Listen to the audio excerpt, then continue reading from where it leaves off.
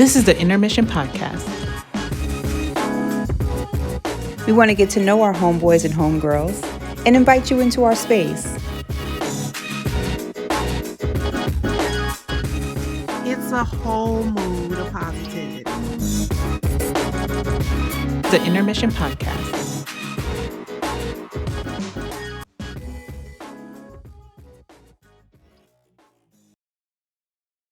All right. Welcome back to the Intermission Podcast, A Break with Your Homegirls. We have a new series for y'all. Men are trash. But are they? Are they? Are they? It's time for roll call because I know you guys are already pressed. Okay, so we're gonna get roll call out of the way. All right, it's Jessica E. Williams, aka CEO J. Will. And I am Jessie Denise. And I'm Ivana. All right, y'all. So hold on. Actually, we gotta do our highs, okay? Our highlights and our foolishness. Okay. Can we start with foolishness today? Of course we can. Go ahead. Start it off. Y'all. So I just get very proclaimed. That's the right Jewish word I need. Because number one, I'm a mom of a Black boy. So I just get extra hyphy when stuff happens. And the whole Ahmaud Arbery situation has just been really heavy on me. And it always is. Whenever it's us, number one, which it is by the police, it just really weighs heavy on me. And we just wanted to show respect to the family. We wanted to just talk about, the impact that this has been having on our community, because it keeps happening over and over and over again. And even with his video, like, I didn't watch it. Like, I was like, I'm not watching that, because I feel like the more we watch those things, it just desensitizes us to it happening. The more other races watch those things, it's just like, oh, here goes another one, you know what I mean? And then as soon as we're like, we ran for Ahmaud last week and, for his birthday, and we're trying to not uplift his parents, but like keep his parents in prayer and keep his parents covered and let them know that, like, we're here, we're supporting you. And then the Breonna Taylor situation comes out and we're like, March? Like, these things are happening and no one's saying anything. Like, if we hadn't raised a stink, those men would still be out free. Like, if we had not signed petitions, like, why do we have to keep signing petitions, making phone calls, doing all this stuff just to get people who killed someone arrested, to get murderers? Meanwhile, Breonna Taylor's boyfriend, who was protecting their home, he gets arrested? What? And then I was on TikTok last night, and there was a young man named Jamarion Robinson. His mother made a whole TikTok because the police he was shot 76 times. Police stormed into his apartment, his dorm, somewhere. He's a student, stormed into his apartment, shot him 76 times. And so she has a TikTok she made because the police have not been held accountable for that yet. So, like, why are our Black boys and Black girls, like, they're my son's age, you know what I mean? Like, and so I always get extra because I'm just like, whenever he leaves, I'm like praying and like laying hands on him, you know what I mean? Because you never know. Like, it's just scary. It's scary to be a Black person now, and we shouldn't be. Like, it should not be scary for us to go outside. She was sleeping. Breonna Taylor was sleeping. She was sleeping. And she was murdered in her sleep. So I'm just tired of our Black people being hashtags. I'm tired of our Black lives being dispensable. I'm just tired of us not being seen as equal and being seen as someone who deserves respect and to be alive. Like, even if she was the person they were looking for, you just go and shooting like that? Like, that just doesn't make any sense to me. Jamarion shot 76 times? How are you not held accountable for that? He was a student athlete, like, straight A student. Like, what are you? So yeah, that, I'm tired. Yeah, man, it's definitely foolishness. Unfortunately, because there are a long list of people whose names we do know, but I have to have a mental Rolodex to go back and be like, wait, and this person and this person and this person. But also, you know, our history in this country, I'm like, there's so many people whose names we will never know that were hung from trees or, you know, thrown over things or burned alive or houses were bombed. I mean, like the list goes on and on. And it is foolishness in that we are, like you said, still not considered equal.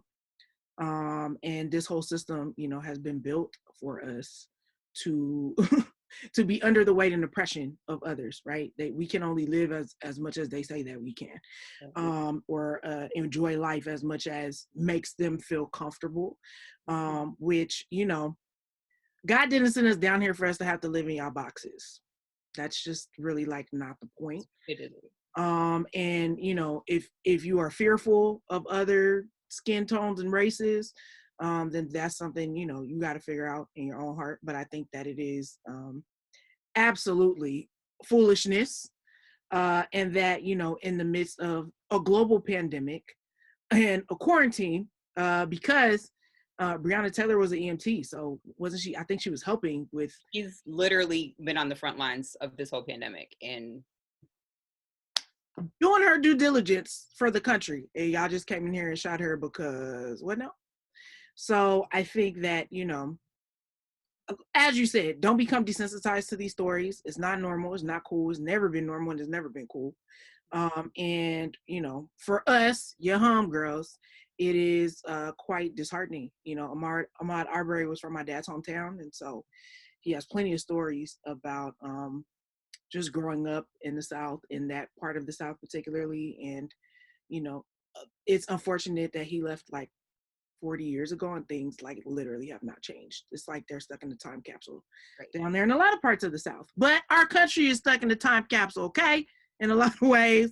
And it's time for y'all to press on, kick on, and move on. And, you know, in light of this whole pandemic situation, it's like Black lives, for sure, y'all have never cared about.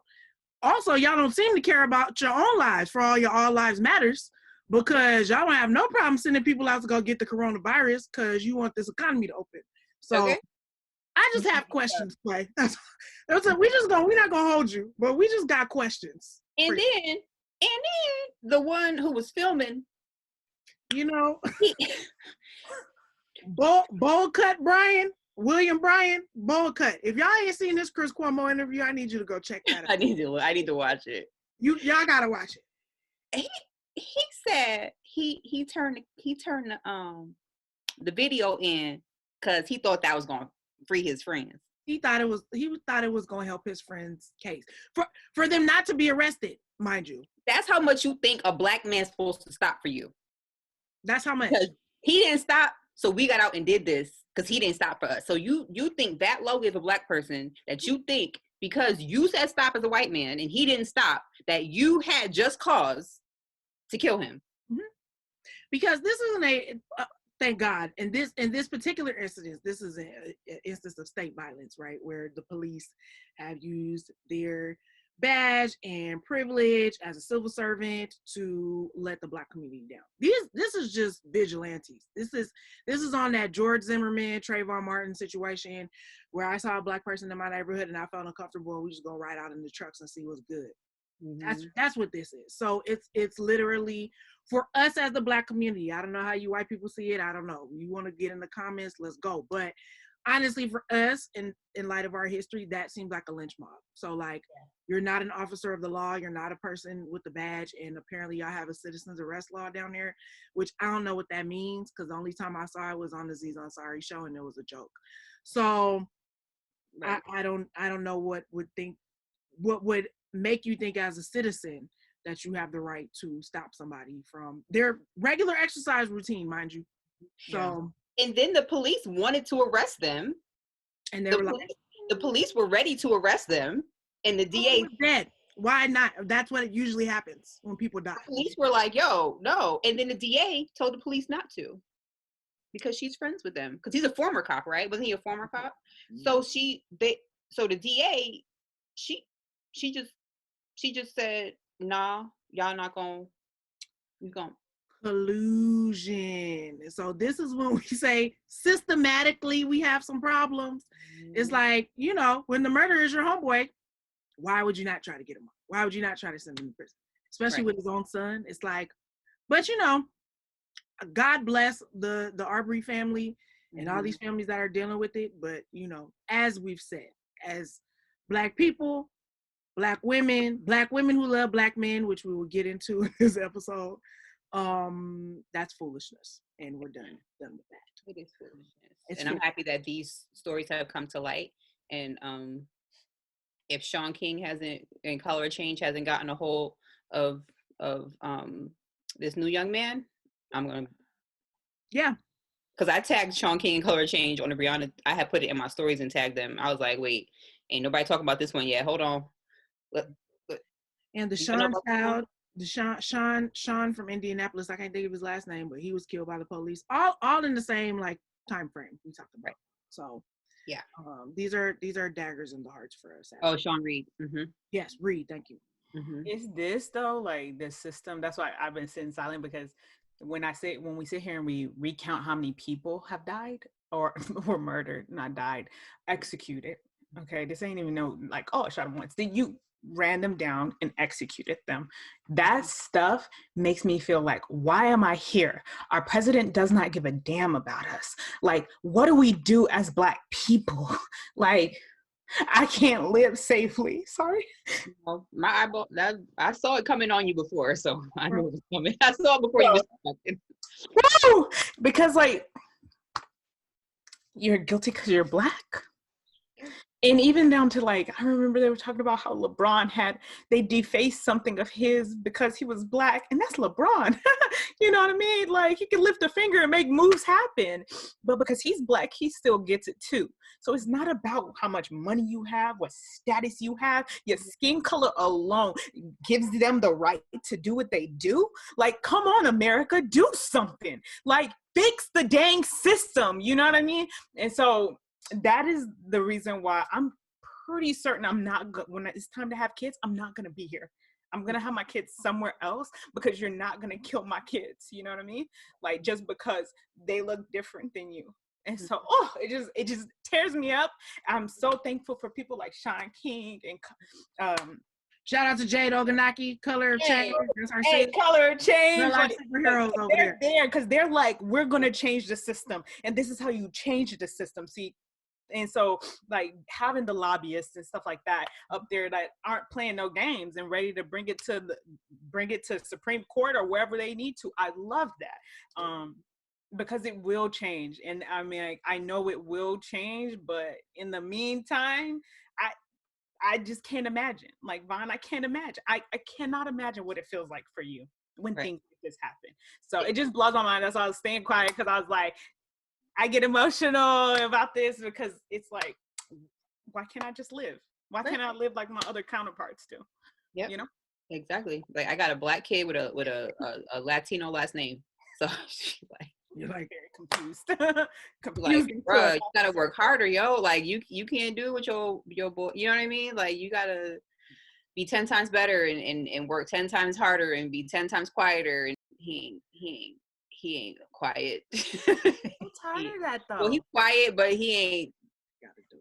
I'm tired of dimming ourselves down. He's gonna jump back in your face. You know what I mean? Like, he's not gonna shrink back. You know? So it's just like, because he's a warrior. You feel me? His middle name is Alexander, which means warrior, y'all. Just, you know, you're naming your kids, y'all. Just. But you know, I mean, it's like what Jay said. You know what I mean?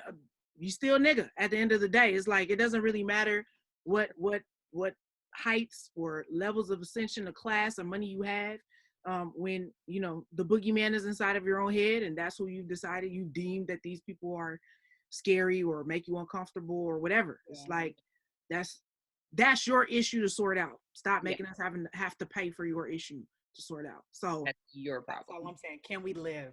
Can we live? So the old boy who ran through the streets with the TV, he was fine. He was like, nobody's stopping me. Like, nobody. And he said, and there had been strings of robberies in his neighborhood. I saw a follow-up interview with him and his mom. And his mom he was like, Mom, it was on his TikTok. He was like, Mom, it's like in an article somewhere. he said when I told you I was gonna run through the streets with the TV, he said, were you afraid? She was like, no. And they both were like, I wonder why. I was like, oh, his mom about it too. Oh, okay. That's and he's a former pastor. He was like, and they both were like, I wonder why. It was so cute. I was like, oh, I love that. But it was true. Like, he was like, I took my shirt off, put my hat backwards. Like, he did all the things. Mm-hmm. And he was like, he said, I got smiles and waves. That's it. Yeah. Nobody said anything to me. Because white is considered normal, right? So anything that they're doing is considered normal. Nothing. That's his new exercise routine. Right. Like, he's just exercising with a TV. It's a weight. Like, they'll make it up for themselves, right? Mm-hmm. But we're imploring you, if you're white and you watch the show, we need white allies. Like, we need you to speak to your people that harbor these things, carry these things in their heart, you know what I mean? Say crazy things at holiday parties and things of that nature. So, as much as we could keep talking till we blue in the face, like, the onus is on white people. Y'all have to start to use your voice. You got to start to speak out, because obviously they ain't listening to us, right? So we just want to empower you and encourage y'all, as you are walking this journey with us, your homegirls, know that this is something we're very passionate about. We will answer your questions, but we also want to encourage you to do your own research. Okay, get your knowledge up, and speak for us, please, because it helps. People. I gotta give my shout out to some of the people that I know that are non-Black, and some are white, and they are doing their part. Like, they did the run. They was like hashtag everywhere. They put up the stuff on their timeline, but they're like, this is not okay. Like, and I also know that they correct people's thoughts and Yep. that they say often. And so, like, I know some people, white people, Asians, and all that really don't play that. They don't play that at all. And they're like, and they're cool about how they check it, but they check it. So just want to tell y'all, thank y'all, the ones who are doing your part, and to just check things that are out of order, thank you. And I just hope that what you're doing can translate to some of your homies too, so that they can also think the same way. There's the rub, people. So that brings us to our highlight, which is why I'm just adorned in this outfit today. I had to get the dashiki on, the hair wrap. We had to really just do up the melanated energy, okay, this week, because we're still on the high from the versus battle that was Queen Badu and Queen Jill Scott. I mean, after coming off of a week of Black terror and Black rage, we needed to elevate the frequencies. Do you understand? We needed to join together in a collective melanated communal experience and have our souls lifted. And that's what the versus battle was, man. It did start on time. They don't never start on time, so I want y'all to stop. How many minutes? It did start on time, or did it? No, it didn't. I was happy because I felt I dozed off on the couch, so I was happy it was late. It was late. I was like, clearly, I know about that battle, but I did not watch it. Haven't watched it yet. I don't know what I was doing. What was you doing? Here's the thing, guys. I gotta set alarms to remember to do certain things. Yes, indeed. Otherwise, I just be like, like, I get up in the morning and you would think I'm prancing in a field full of daisy. I'm just like, and then I forget. Oh shoot, you're supposed to do that. Oh, you have a meeting at 2. Oh my god, and I'm scrambling about 20 minutes before that because I'm just on some weird time. So I missed it. I don't even know what I was doing, but I'm gonna watch it. It's on YouTube. You got to watch it. It's on the YouTube. Like, it wasn't a battle. It's not a battle. It was just, and I hate the word vibe, but it was just a vibe. Like, a whole mood. It was just a whole mood. That's it. Like, that's it. You just had to have like your tea or like your drink, whatever you drink. But it was like more of a tea thing for me, and like a candle.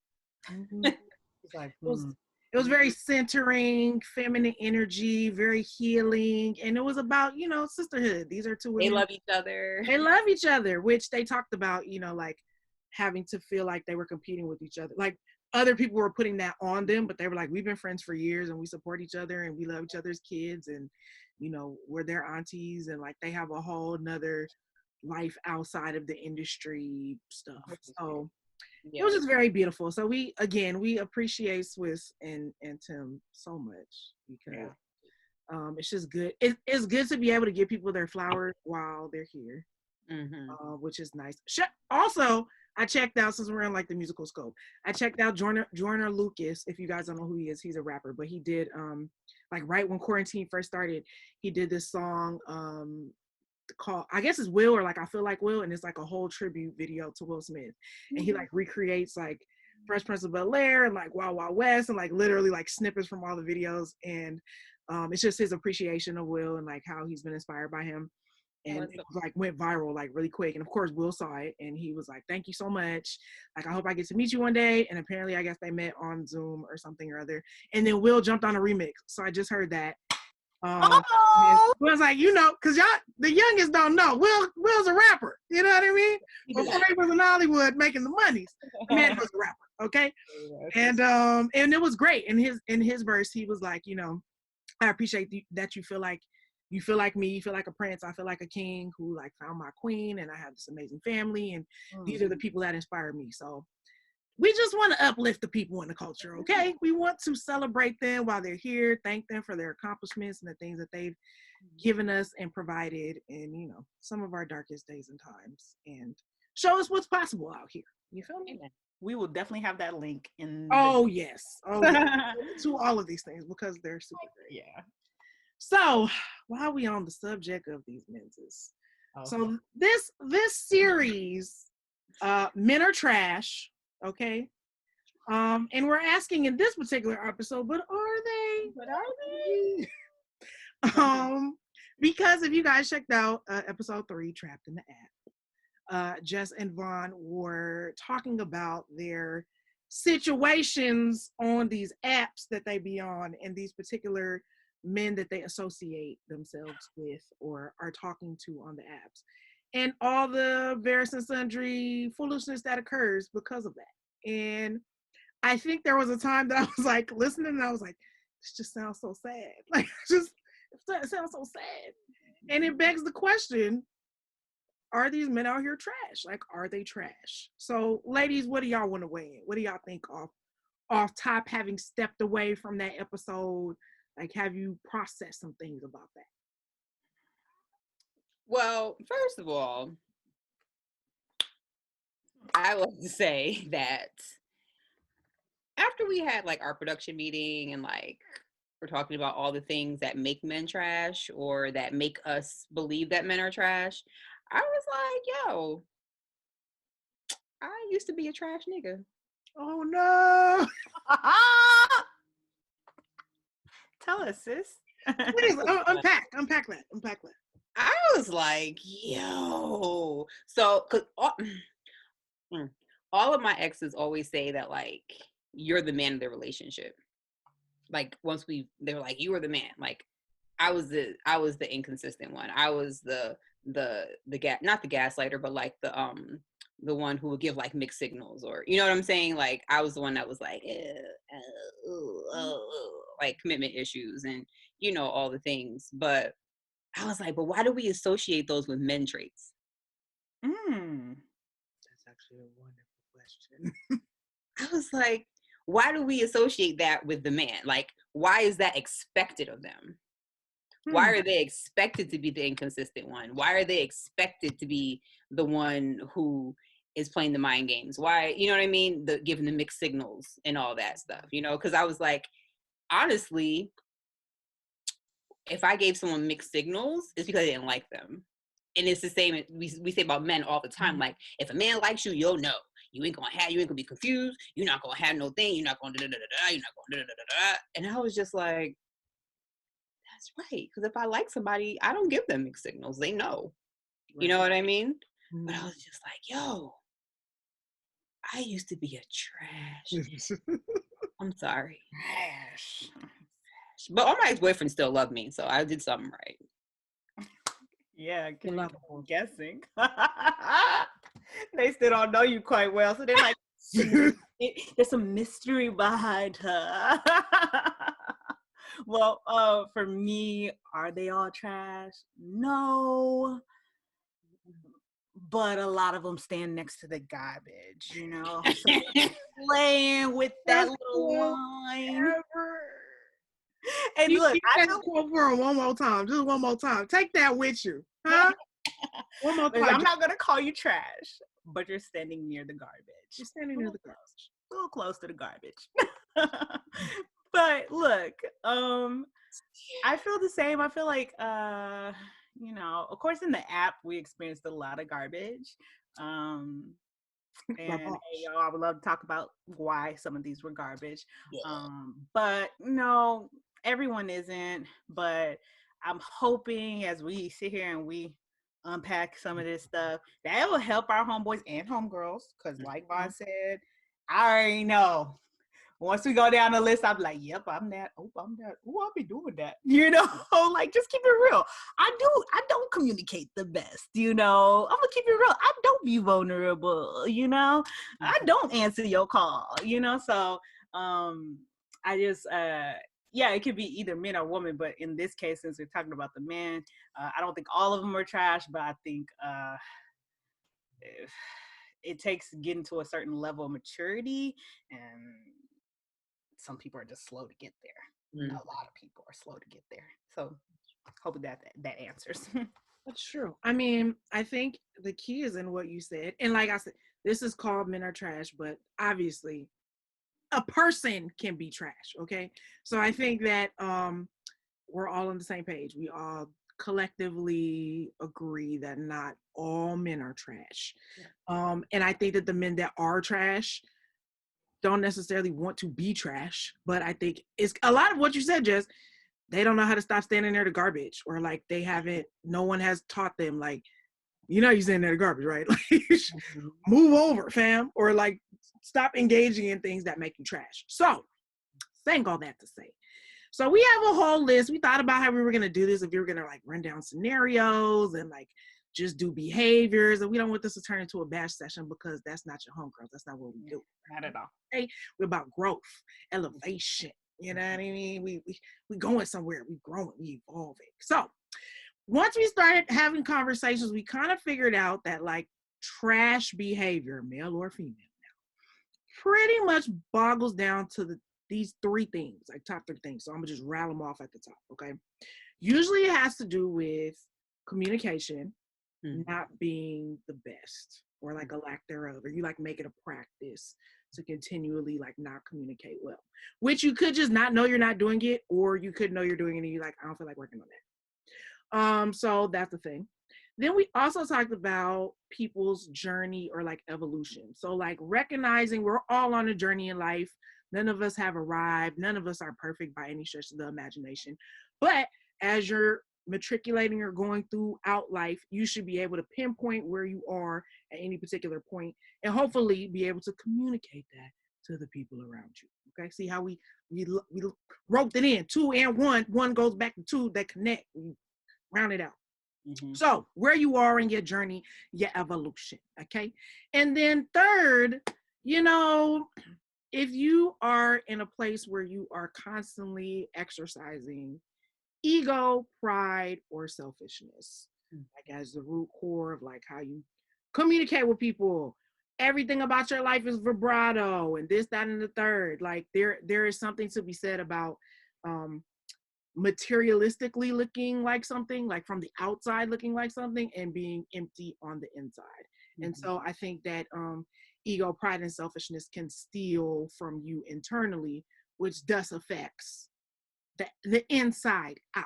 You feel me? So those are sort of the three things that we kind of wanted to unpack as we go throughout the weeks of sort of trying to figure out, no, we don't think all men are trash, but for those of y'all that are trash, and women, those three things somewhere in there, we could probably pinpoint or locate like what's going on with you. So if we want to start with lack of communication, right? Like, why do we think that happens? Because I think a lot of times people are not, either they don't feel empowered, or they don't feel like it matters to have sort of the courageous conversations that you need to have in order for people to know what you need, or how to love you, or how to treat you. I think a lot of times people just kind of like go along to get along, because they want to be agreeable with people.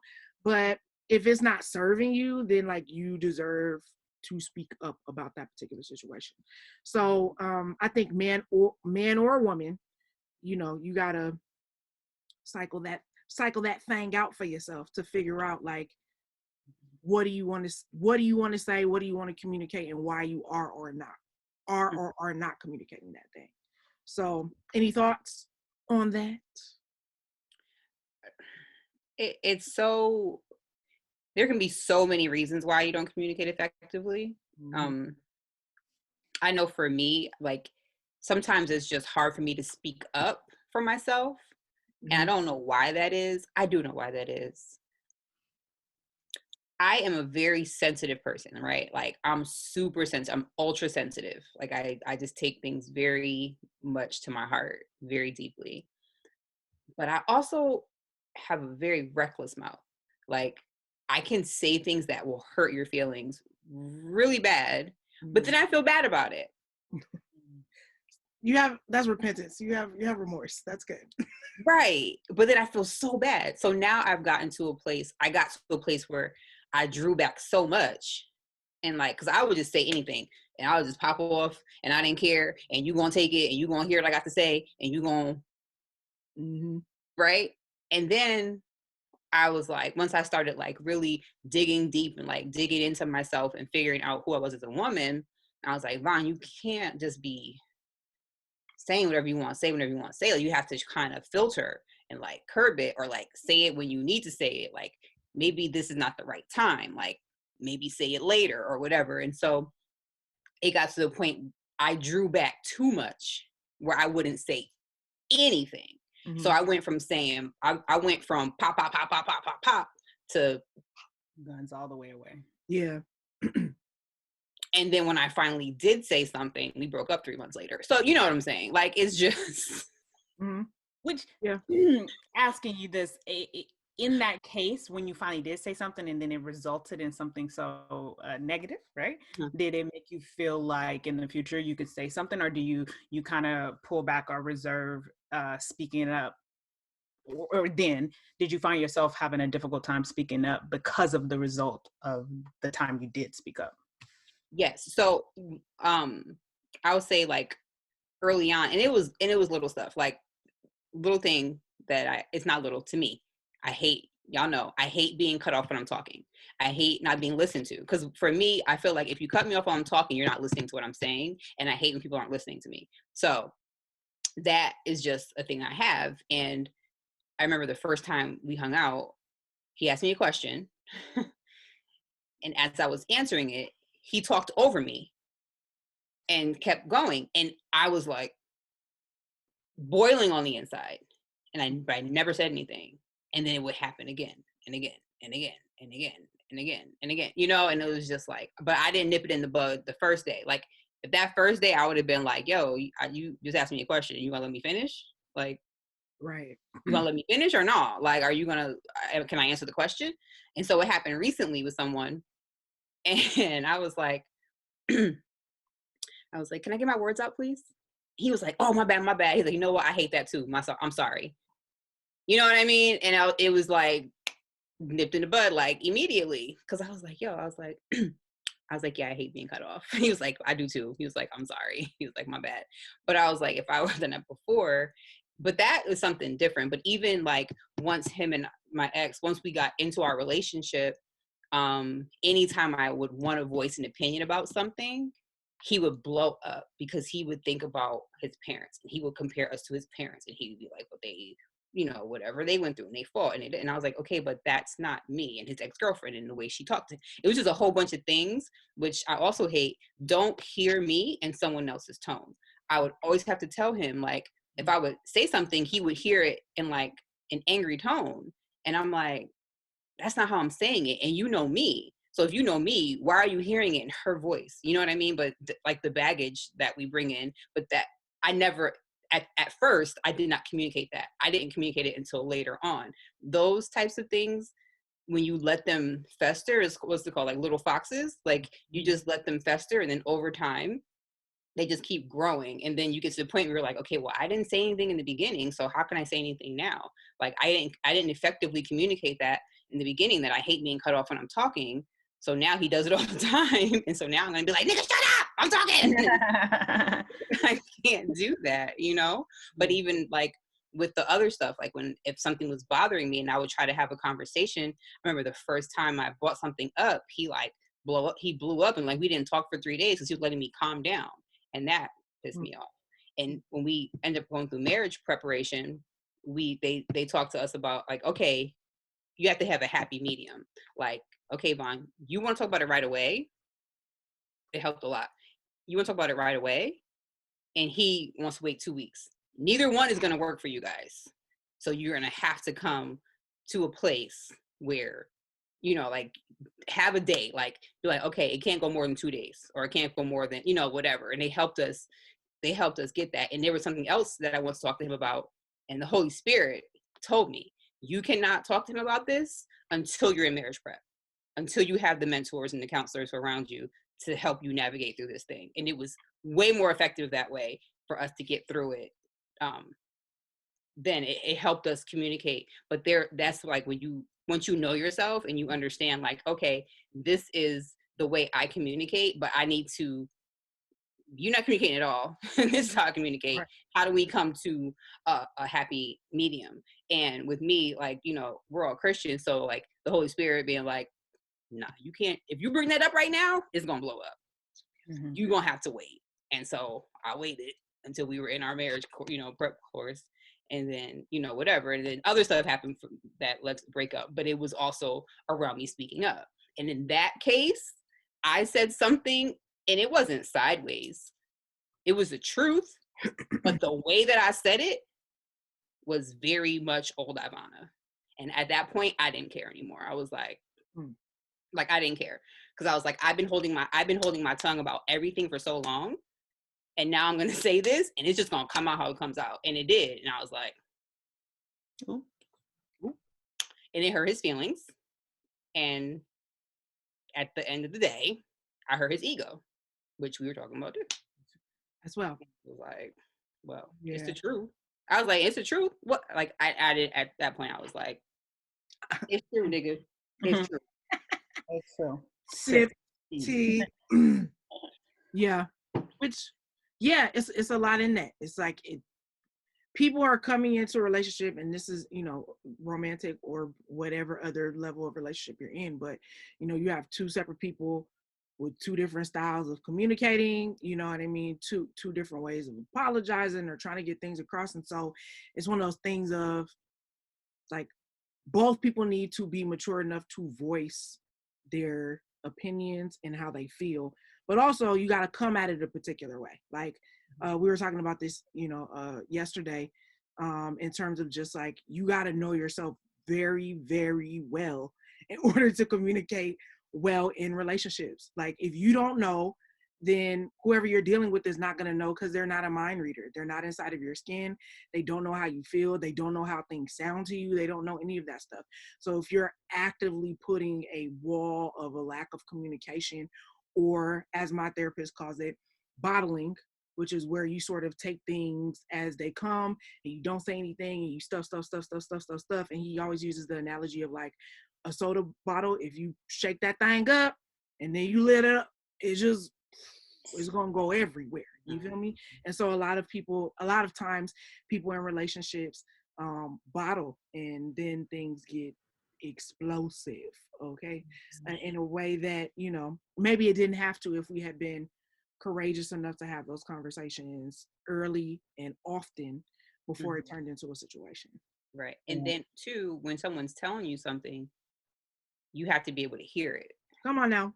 Because if you don't hear it, and if you're not listening to what they're saying, if you're just gonna, that's where the ego comes in. Because if you're just gonna take what they say and find offense in it, but not see where the truth is in it, then the person communicating with you, like, there's no point to it, because it's just falling on deaf ears. You know what I mean? Because you're not actually listening to the correction. And it's like people who can't take correction just don't grow. Yeah. It's hard. It's hard to hear stuff about yourself that's not right. You know what I mean? But once you actually look at it and digest it, and you're like, oh, I don't want that. I am raggedy right here. I should probably fix that. But if every time someone tells you something about yourself, you just take offense to it and you blow up and you don't listen and you just don't want to change and don't want to improve, like, that's just lack of maturity, you know? Like, grow up. Easy. Regarding communication, I met this guy on set in Florida. He's from Florida. And I remember he was in college and he was telling me about not the art of communication, but I'm going to summarize it as the art of communication. He was with his high school love, and then they broke up. It messed his heart up, right? Of course, when you love hard, you fall hard and it sucks. So he was just like, I'm not going to date anyone. And then when he did start talking to people, he was talking to a lot of people and he constantly was getting like, they were feeling like how he had felt, like my heart is broken. Like I thought we were this, but we're not. And all this other stuff. Right. So he decided, I'm going to be honest with everyone.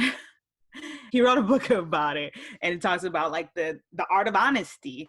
So he would be very upfront with every woman because before he was standing next to the trash can. He was in it, not telling people where he stood, had every girl over here thinking he was giving them the entire world and they were together. And then they would see him like maybe on a Friday at a football game with some other girl who he was like looking at with hearts in his eyes and they looked like they've been together for 10 years. And he was just like, no, like I've been with her for like 2 days, you know, but that's how he just is the type to love and love all the way. Right. Or give it all. Right.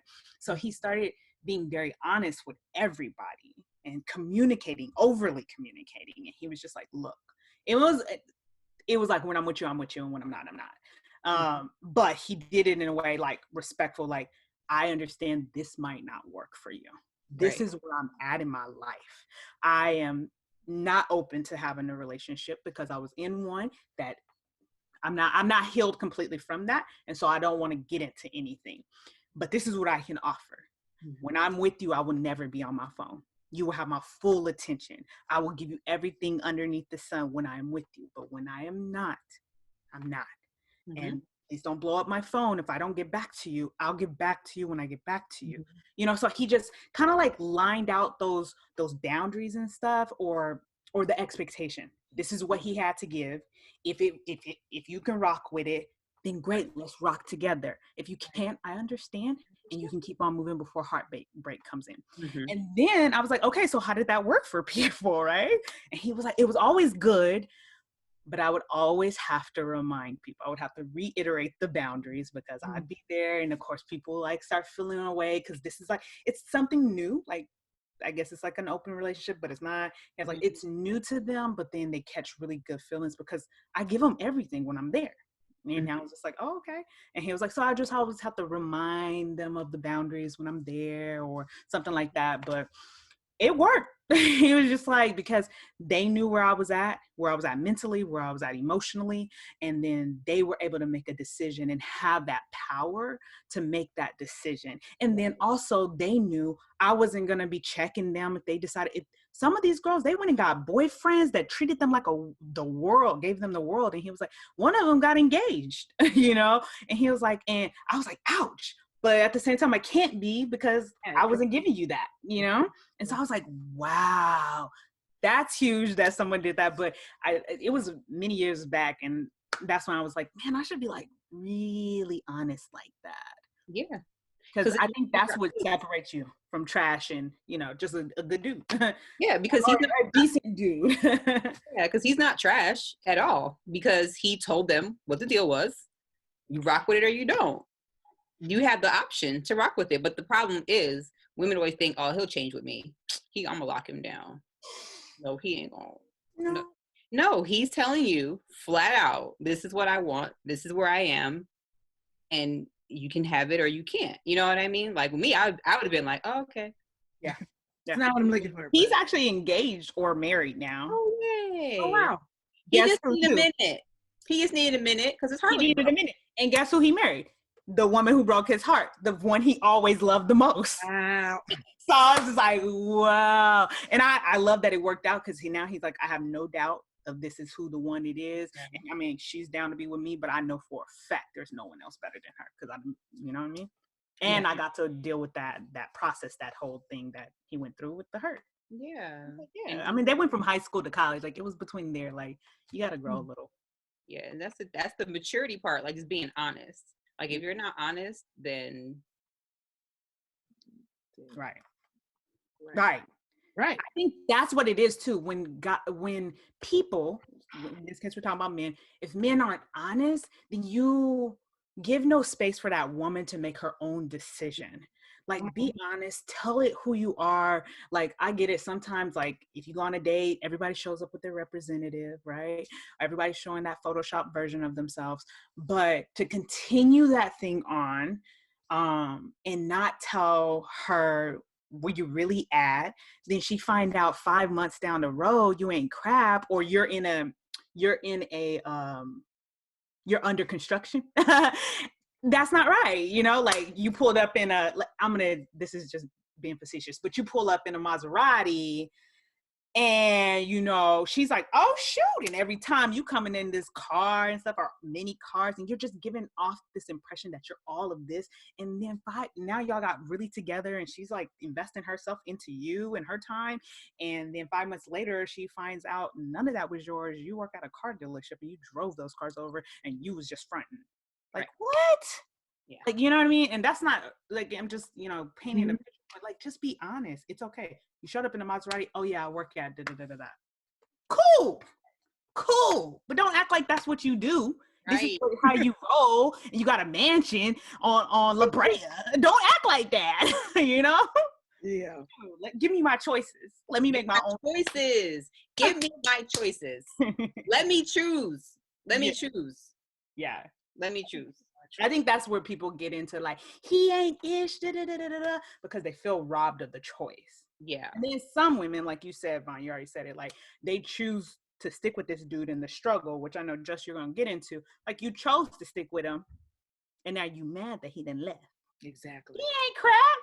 You was willing to build in construction. I don't know if he's crap for that. If he told you where I'm at.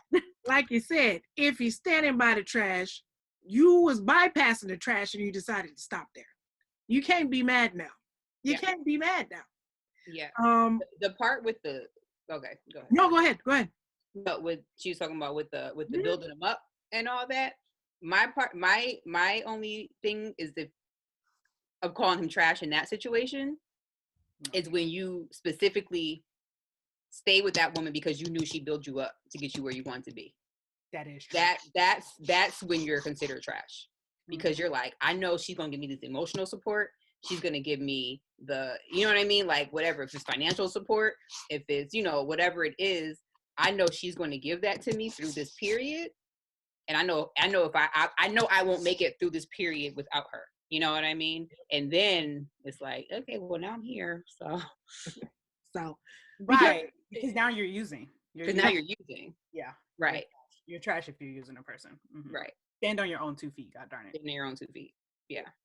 Because I think, you know, putting a bow on that or tying it back together, I mean, it's like you all said, choices, and nobody likes to be deceived. You know what I mean? Nobody likes to feel like, you know, you're in it with someone because of these particular things, and then you find out it's not that at all.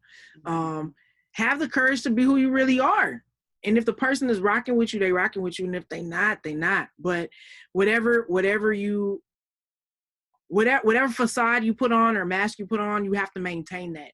And if that's not something you're willing to maintain long term, it's not something that we would encourage you, men or women, to do, because you're going to drop it at some point. Either you're going to realize, I don't feel like doing this no more. This person is not worth all that. Where, you know, if you had just been honest from the jump, if you had been yourself, and of course, you know, everybody wants to make a good first impression, but, you know, if that first impression ain't you, give it enough time. Like Vaughn said, certain things are patterns for people. So don't just be like, at face value, he said this. I'm like, girl, give us some time now See if a couple of these layers of mask is gonna come off, and then you might see, oh, you this person now? Like, wait a minute, when do we get into this territory? So don't just be jumping in and getting all comfortable, and then you look up one day and you're like, wait a minute, who is this person and what's going on? Tune in next Friday for part 2. We'd love to hear from our homies, so feel free to email us at intermissionhg, as in homegirls, that's intermissionhg@gmail.com. Subscribe to our YouTube channel and follow us on Instagram at intermissionhg. Until next time, this has been A Break with Your Homegirls.